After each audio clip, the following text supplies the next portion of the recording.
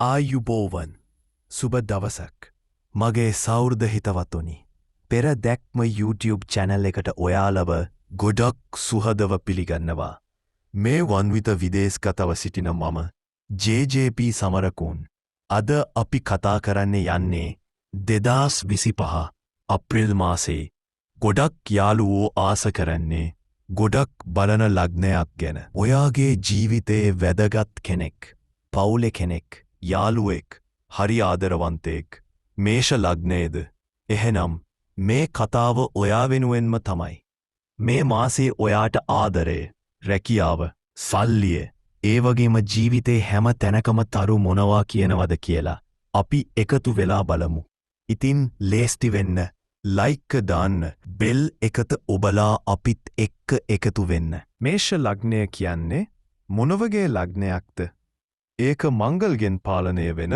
ගිනි ලග්නයක්. ඒ කියන්නේ ඔයා තමයි ගිනි පුපුරක් වගේ ශක්තිමත් ධෛර්යවන්ත එනර්ජියකින් පිරිපුන් කෙනෙක්. ඔයාට තියෙන්නේ ලොකු ශක්තියක් ඕනම දෙයක් කරන්න ධෛර්යයක් ඒ වගේම ඉස්සරහට ගිහින් ලෝකයට ඔයාගේ හැකියාව පෙන්වන්න ආස හිතෙන ගතියක්. 10 අප්‍රේල් මාසේ ඉර මේෂ ලග්නයේ ඉඳලා වෘෂභ ලග්නයට යනවා. ඉර මේෂේ ඉන්නකොට ඔයාගේ ලග්නේ උපරිමෙන් දිලිසෙනවා. ඒ කියන්නේ ඔයාගේ එනර්ජි එක ධෛර්යය ඒ හැමදේම මේ දවස්වල ලෝකයට පේනවා. උදාහරණයකට ඔයා රැකියාවේදී ඉස්සරහට ගිහින් ලොකු වගකීමක් ගන්න යනවා. ගෙදරදී ඔයාගේ තීරණවලට හැමෝම ගරු කරනවා. ඒත් ටිකක් ඉක්මනට තරහ යන්නත් පුළුවන්. උදාහරණයකට ඔයා යාළුවෙක් එක්ක කතා කරද්දී හරි රැකියාව වැඩකට උදව් ඉල්ලද්දී ටිකක් ඉවසීම අඩු වෙලා තරහ යන්න පුළුවන්. ඒ වෙලාව ටිකක් සංසුන් වෙලා හිතන්න. ඒක පාලනය කරගත්තොත් ඔයාට මේ මාසේ ලොකු දේවල් ජය ගන්න පුළුවන්. ඊර වෘෂභ ලග්නයට ගියාම ඔයාට ටිකක් ස්ථාවර බවක් ඕන වෙනවා. උදාහරණයකට ඔයා හිතයි මට ටිකක් සල්ලි ඉතුරු කරන්න ඕන. හරි මගේ ජීවිතේ ටිකක් ස්ථිර විදිහට ගෙනියන්න ඕන. ඒක ගොඩක් ලස්සන ලකුණක්. ඒ කියන්නේ මේ මාසේ ඔයාට තියෙන්නේ ගිනි පුපුරක් වගේ ඇක්ෂන් ගම්ම එනර්ජි එකත් ඒ එක්කම බුද්ධියෙන් හිතලා ජීවිතේ බැලන්ස් කරගන්න chance එකත් උදාහරණයකට ඔයා රැකියාවේදී ලොකු ප්‍රොජෙක්ට් එකකට ඉස්සරහට යනවා ඒත් ගෙදර ආවම ටිකක් රිලැක්ස් වෙලා ජීවිතේ ලස්සනට ගත කරන්නත් ආස හිතෙනවා ඒ ගැන හිතනකොට ලොකු ආඩම්බර හැඟීමක් එන්නේ නැද්ද ආදරය ගැන කතා කරමුකෝ මේෂ ලග්න ඔයාලට අප්‍රේල් මාස ලස්සන හැඟීමෙන්න ලොකු ඉඩක් තියෙනවා. ඔයාගේ එනර්ජි එක ආකර්ෂණය ඒ හැමදේම මේ දවස්වල ගොඩක් පේනවා. ඔයා තනිකඩ කෙනෙක් නම් අලුත් කෙනෙක් හම්බෙන්න ඉඩක් තියෙනවා. උදාහරණයකට ඔයා යාළුවෝ එක්ක එළියට ගිය වෙලාවක හරි ගමනක් ගියපු වෙලාවක එකපාරටම කවුරු හරි ඔයා ගැන ආකර්ෂණය වෙන්න පුළුවන්. ඒ කෙනා එක්ක කතාවක් පටන් ගන්න ඔයාට ලොකු ධෛර්යයක් තියෙනවා.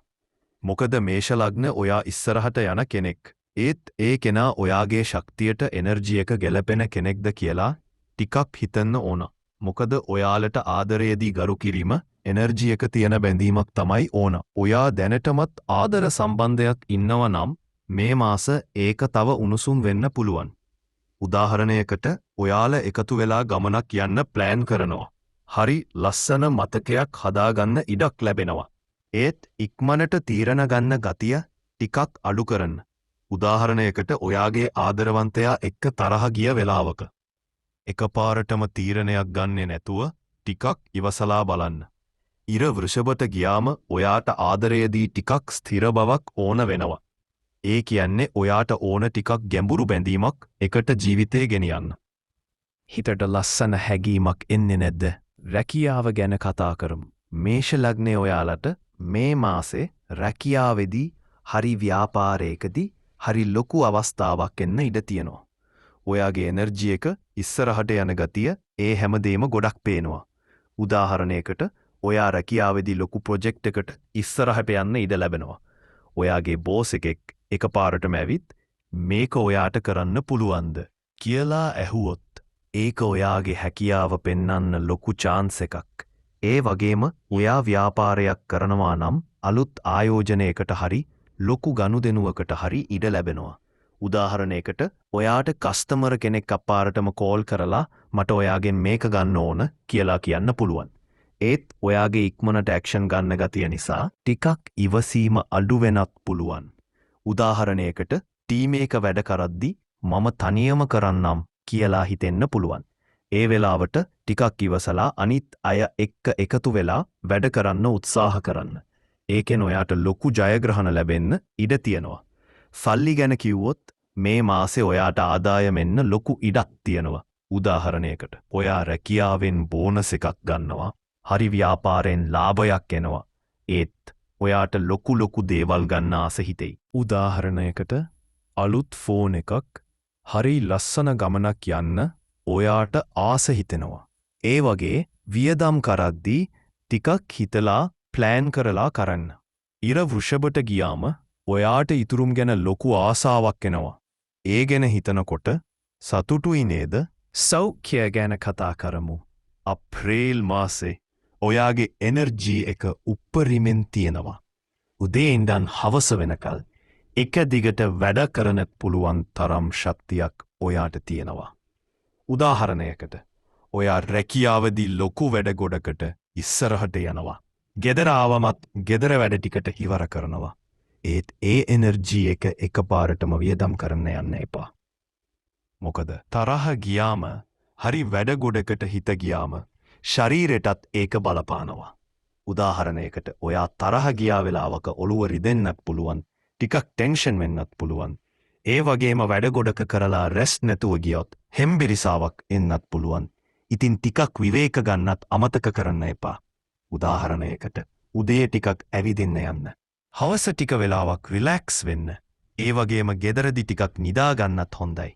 අප්‍රේල් මාසේ උණුසුම වැඩි නිසා වතුර බොන්නත් අමතක කරන්න එපා. උදාහරණයකට ඔයා දවල්ට එළියට යනවා නම් වතුර බෝතලයක් එක්ක යන්න. සෞඛ්‍ය ගැන බලාගන්න එක ගොඩක් වැදගත් නේද? එහෙනම් මේ තමයි අප්‍රේල් මාසේ මේෂ ලග්නේ පලාකොළ. ඔයාලට මේ මාසේ ලොකු එනර්ජි එකක්. ආදරය ලස්සන මොහොතවල්, රැකියාවේ ජයග්‍රහණ, ඒ වගේම ලස්සන ජීවිතයක් ගත කරන ඉඩ තියෙනවා. ඇත් ඉවසීමෙන් ඉන්නත් බුද්ධියෙන් වැඩ කරන්නත් අමතක කරන්න එපා. ඔයාලට මේ ගැන හිතෙන දේ කමෙන්ට් එකකින් කියන්න. ලයික් එකක් දාලා, සබ්ස්ක්‍රයිබ් කරලා බෙල් එකත් ඔබන්න. තව ලග්න ගැන බලන්න ආයෙත් පෙරදැක්ම එක්ක එකතු වෙන්න. ජය වේවා. සුබ අලුත් අවුරුද්දක් වේවා.